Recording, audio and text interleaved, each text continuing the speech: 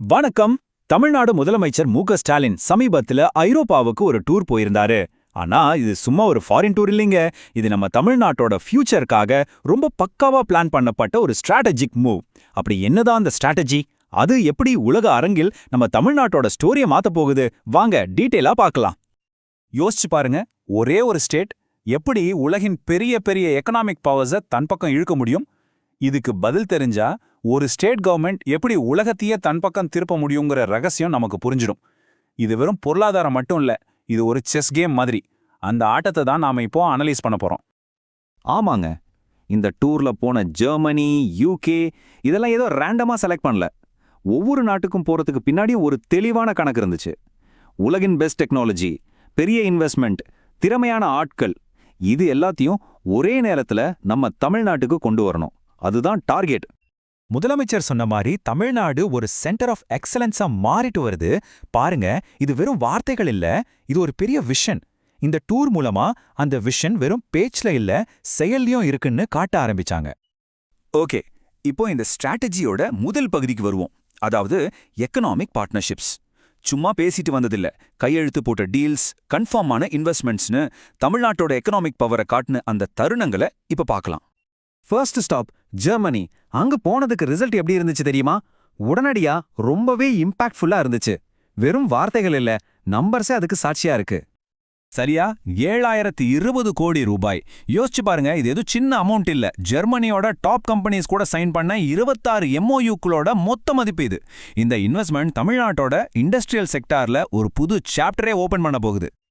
அடுத்து வேலைவாய்ப்பு. இந்த முதலீட்டால கிட்டத்தட்ட 15,000க்கும் மேற்பட்ட புது வேலைவாய்ப்புகள் உருவாக போகுது. பாருங்க, இது வெறும் ஃபேக்டரிஸை மட்டும் கொண்டு வரதில்ல, ஆயிரக்கணக்கான குடும்பங்களோட வாழ்க்கையை மாத்தப் போகுது. நம்ம இளைஞர்களுக்கு ஒரு நல்ல ஃபியூச்சரை கொடுக்க போகுது. இதுதாங்க ரியல் டெவலப்மெண்ட்.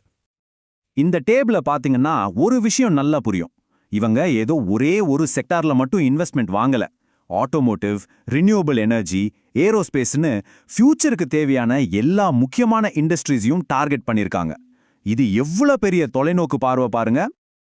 இதுல ரொம்பவே முக்கியமா நாம பார்க்க வேண்டியது ரோல்ஸ் ராய்ஸ் கூட நடந்த டிஸ்கஷன். இது சும்மா ஒரு பார்ட்ஸ் தயாரிக்கிற டீல் இல்ல. ஏர்கிராஃப்ட் இன்ஜின்களை மெயின்டைன் பண்ற ஒரு MRO சென்டர், புதுசா ரீசர்ச் பண்றதுக்கு ஒரு R&D சென்டர்னு பெரிய திட்டங்கள் இருக்கு. அதாவது இந்தியாவோட ஏரோஸ்பேஸ் அண்ட் டிஃபென்ஸ் ஹப்பா தமிழ்நாட்டை மாத்துறதுக்கான ஒரு பெரிய ஸ்டெப் இது. சரி, ஒரு பக்கம் பெரிய பெரிய இன்வெஸ்ட்மெண்ட்ஸ், டீல்ஸ்னு பார்த்தோம். ஆனா பிசினஸ் மட்டும் போதுமா? கண்டிப்பா இல்ல. ஒரு நல்ல உறவையும் நம்பிக்கையும் உருவாக்கணும். இங்கதான் இந்த ஸ்ட்ராட்டஜியோட அடுத்த ரொம்ப இன்ட்ரெஸ்டிங்கான பார்ட் வருது. அதுதான் சாஃப்ட் பவர், அதாவது கலாச்சார ரீதியா இதயங்களை வெல்றது.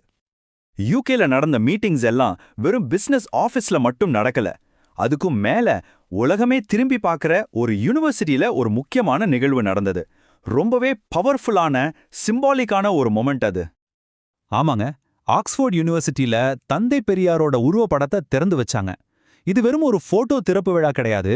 பல வருஷங்களுக்கு முன்னாடி தமிழ்நாடு உலகத்துக்கு சொன்ன சமூக நீதி, பகுத்தறிவு, சுயமரியாதை மாதிரியான கொள்கைகளுக்கு உலகத்தோட ஒரு பெரிய மேடையில கிடைச்ச மிகப்பெரிய அங்கீகாரம் இது. இந்த சாஃப்ட் பவர் அப்ரோச் பெரியார் படத்துல போட முடியல, அதுக்கு மேலேயும் போச்சு.